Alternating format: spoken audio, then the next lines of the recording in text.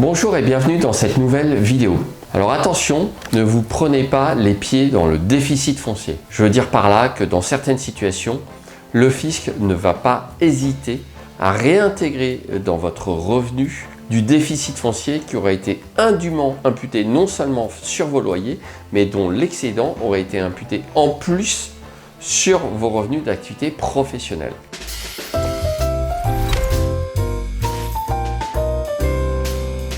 J'ai eu l'occasion de faire plusieurs épisodes, au moins 2, sur le déficit foncier, sa création et ensuite son imputation sur les revenus locatifs parce que, contrairement à ce que croient beaucoup de gens, c'est compliqué.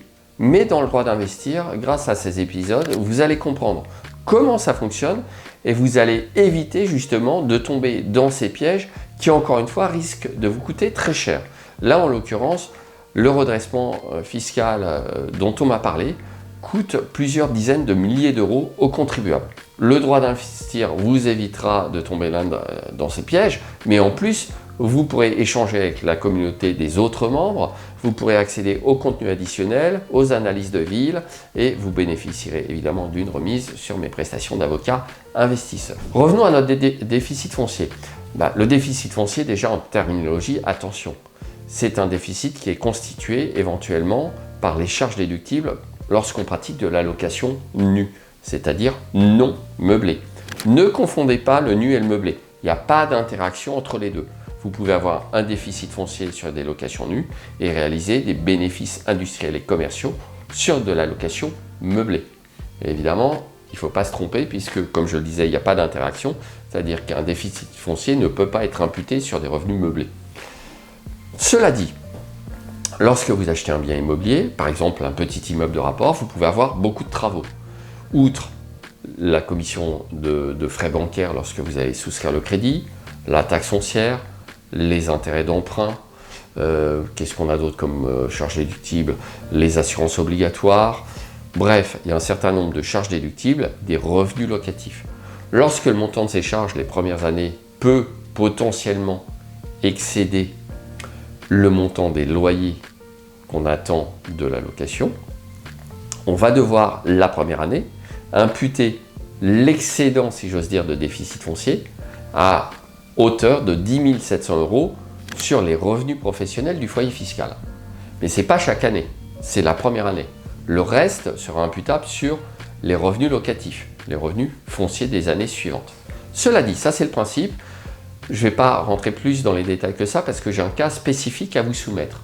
Hypothèse, on m'interroge par mail, mais rapidement, de façon un peu informelle, pour savoir si lorsqu'on achète un bien et qu'on crée un gros déficit foncier alors qu'on a par ailleurs d'autres revenus fonciers, on va pouvoir imputer le déficit foncier provenant de ce gros bien sur d'autres biens immobiliers si, dans cette hypothèse, ensuite le bien cesse d'être loué en nu et est passé par exemple un an plus tard en meublé. Une recherche sur le bulletin officiel des finances publiques, puisque c'est loin d'être évident comme idée, m'indique que oui, c'est possible et que ce déficit foncier qui était rattaché à l'immeuble qui ensuite est mis en location meublée, il n'est pas perdu, il sera imputable sur les revenus locatifs d'autres immeubles qui continuent à être loués en nu. Donc évidemment, je me dis, pas de problème. La difficulté, c'est que la personne qui m'interroge, et on ne formalise pas une relation de client, je n'émets pas de facture, il n'y a pas de consultation écrite, c'est juste un mail, une réponse rapide qui aurait dû être confirmée. Mais la personne, forte d'une simple phrase dans un courriel, met ça en œuvre, mais ce qu'elle fait, c'est qu'au lieu, sur ce nouveau bien qui aurait dû être loué au moins un peu en nu, elle réalise les travaux, elle prend ça comme du déficit foncier, elle le loue directement en meublé. Et bien ça ne fonctionne pas. Évidemment, quelques années après, le fisc s'aperçoit que compte tenu de la date de réalisation des travaux et de la date de mise en location, il n'y a pas eu de période de location en nu, que l'immeuble a été loué directement en meublé et que par conséquent, ça n'a pas généré à proprement parler de déficit foncier. Conséquence, ce qui avait été imputé sur les loyers est réintégré dans les revenus du contribuable et comme c'est réintégré, ça entraîne un rehaussement de la base taxable du contribuable dans sa tranche d'impôt marginale supérieure, 30, 41%. Et par conséquent, ça entraîne une forte hausse d'impôts. C'est-à-dire que c'est un redressement fiscal avec en prime des pénalités de retard. Mais tout ça parce que manque de précision, précipitation, manque de validation, et puis surtout, quelque chose qui paraît évident, donc méfiez-vous, parce que moi aussi, ça me paraissait évident que créer du déficit foncier, il fallait que le bien immobilier soit loué en nu pendant au moins quelques mois, voire plusieurs années. C'était l'hypothèse de base.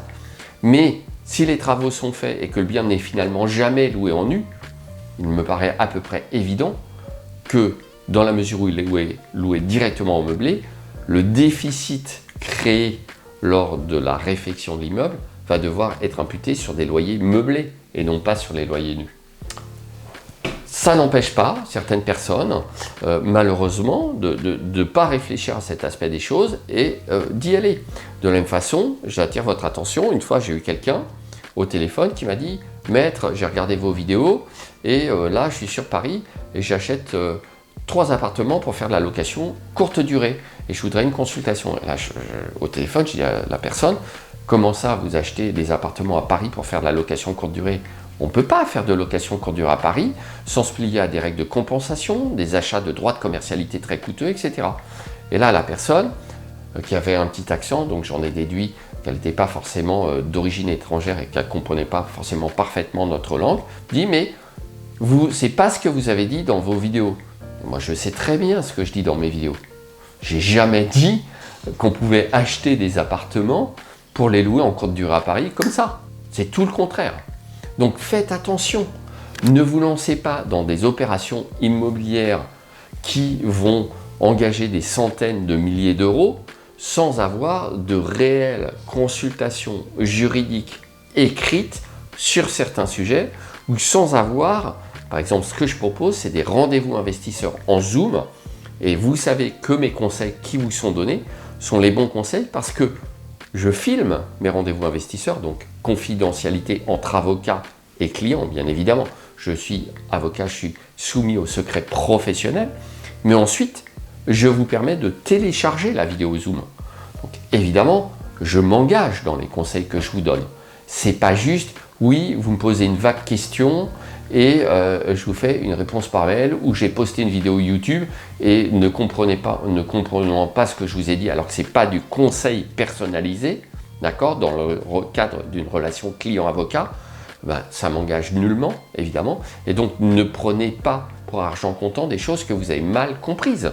C'est quand même, à un moment, il faut remettre les choses à leur place, d'accord? Soyez responsable, j'ai envie de vous dire ça. Donc, quand vous faites des opérations qui engagent de grosses sommes d'argent sur des longues durées et qui ont des impacts financiers importants, je ne peux qu'insister sur la nécessité de prendre de véritables rendez-vous de conseil avec des professionnels du droit et de la fiscalité, votre serviteur en tant qu'avocat, des notaires, des experts comptables, mais ne vous lancez pas dans ces opérations en vous auto-formant ou en ayant recours à ChatGPT. On m'a fait le coup très récemment, je rédige des contrats pour les conciergeries, des contrats très spécifiques, notamment pour les conciergeries qui proposent des prestations de services et qui n'ont pas de carte de gestion immobilière. C'est tout à fait légal de le faire, je le redis. Et très récemment, on m'a dit, mon mari s'était dit qu'il allait faire rédiger le contrat par ChatGPT. Non mais, stop. ChatGPT, il est capable d'halluciner et de vous dire des choses pour vous faire plaisir. J'ai fait des recherches de jurisprudence avec ChatGPT. Il a inventé des arrêts de la Cour de cassation en me fournissant des fausses références, carrément, pour aller dans mon sens. Évidemment, comme je suis un grand fan, un grand utilisateur des outils de la société Doctrine, je me suis empressé d'aller dans le chatbot de Doctrine et dans l'outil de recherche de mettre les références des arrêts que la société Doctrine n'a jamais retrouvés. Ces arrêts n'existent pas. Donc attention, encore une fois, à ne pas faire n'importe quoi dans l'immobilier. Plus que jamais, même si vous avez une profusion d'informations, vous devez, pour les opérations engageantes, faire appel à des conseils de professionnels. L'IA n'est pas en mesure de remplacer les professionnels, et elle ne vous délivrera pas de la stratégie juridique et fiscale telle que moi je le fais, puisque j'ai 25 ans d'expérience d'investisseur avec tous les heures de l'investissement, d'accord, toutes les difficultés de l'investissement. Et là, typiquement, je vous ai donné l'exemple de l'imputation du déficit foncier. Je vois encore énormément de gens, quand je regarde les avis d'impôt, qui, d'une année sur l'autre, tous les ans, déduisent 10 700 € de leur revenu professionnel. Alors que non, ça ne fonctionne pas comme ça. Ça, vous pouvez le faire si vous avez engagé de nouveaux travaux l'année suivante, dans certaines conditions, ou que si vous avez racheté de nouveaux biens immobiliers, ce que j'appelle des immeubles, c'est au sens juridique, de nouveaux biens immobiliers les années suivantes qui vont dégager beaucoup de déficit foncier. Mais vous ne pouvez pas chaque année déduire 10 700. Erreur extrêmement courante, tellement c'est mal expliqué sur Internet. Voilà, j'espère que cette vidéo attire votre attention sur vraiment les grosses bourdes qui peuvent être commises, notamment lorsqu'il y a une mauvaise communication ou une mésentente ou une incompréhension des informations qu'on vous communique. Le seul réel engagement, c'est quand on fait un rendez-vous de conseils, que ce soit en face à face ou que ce soit en Zoom, pour ma part enregistré, pour vous permettre ensuite de télécharger la vidéo. Et dans ce cadre-là, oui, évidemment, l'avocat, il va prendre le temps de tout vérifier, le notaire aussi, l'expert comptable aussi. Il va aller checker les sources, il va aller vérifier la loi, lire la jurisprudence, il vous fera une réponse argumentée et étayée, mais il aura aussi un échange et il connaîtra parfaitement votre situation et ce que vous voulez faire.